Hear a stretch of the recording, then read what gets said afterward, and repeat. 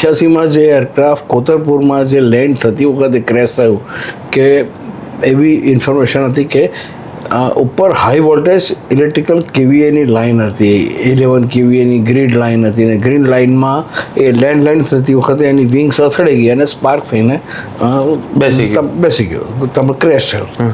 પણ લેન્ડ થતી વખતે બનેલી ઘટના હતી એટલે કમ્પેરેટિવલી આ જે ઘટના બની તાજેતરની એની કમ્પેરમાં ફ્યુલ ઘણું બધું ઓછું હોય એટલે અને ખુલ્લું મેદાન હતું, સવારનો અર્લી મોર્નિંગ ટાઈમ હતો, ફોગી એટમોસ્ફિયર હતું અને કન્ફાઇન્ડ ઝાડી ઝાખરાથી ઘેરાયેલું હતું.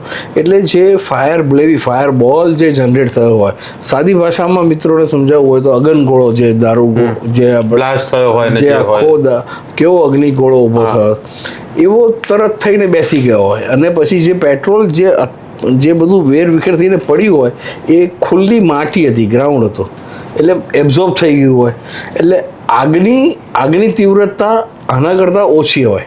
ઓકે. એ વખતે જી આગ હતી જે બધું અંદર જે બધાનો સામાન હશે પેસેન્જરોનો, આજુબાજુના અમુક ઝાડ અસરગ્રસ્ત થયા હતા, લોકોના બોડી હતા અને પ્લેનનો બીજો બધો કાટમાળ એ બધો સળગો. પણ જે ઇમ્પેક્ટ આ વખતે જે લેટેસ્ટ એરક્રાફ્ટમાં હમણાં ચાર દિવસ પહેલાં બન્યો એના કરતાં ઓછો હતો.